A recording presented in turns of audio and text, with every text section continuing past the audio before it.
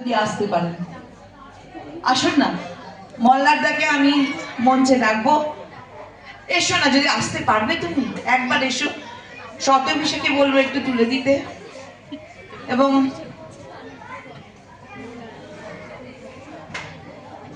খুব ভালো লাগছে, অনেকেই দেখতে পাচ্ছি যারা এসছে কাছে। না ঠিক আছে, হ্যাঁ আমাদের মধ্যে উপস্থিত হয়েছে ইমানিয়া মল্লার ঘোষ। এবং আমি খুব গর্বিত যে দাদা এসেছে এই মঞ্চে, আমি ভাবতেই পারছি না। তার জন্য থ্যাঙ্কস ফর মৃত্যুঞ্জয় রায়, উনি না থাকলে হয়তো হতো না। আর মল্লিকা দি আপনি যদি একটু আসেন খুব ভালো হয়।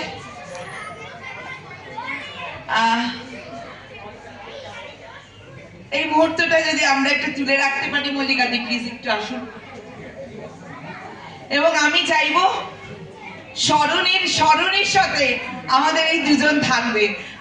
আমার মনে হয় হ্যাঁ, কারণ সঙ্গীতের মানুষ সঙ্গীতের সঙ্গে থাকলে অনেক বেশি ভালো লাগবে।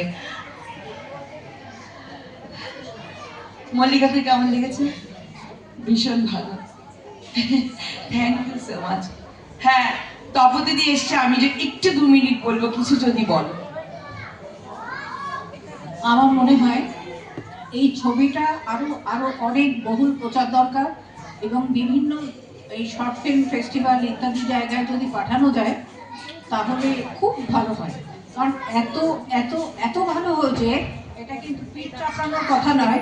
এটা আমি এবং পঙ্কজবাবু আমার হাজব্যান্ড, আমাদের দুজনের একেবারে মনের কথা মন ছুঁয়ে গেছে। হ্যাঁ, বলতে গিয়ে আমারও চোখ ছলছল করছে, কারণ ইমন আমাদের এত স্নেহের, সেই জন্য আমি বলবো এটা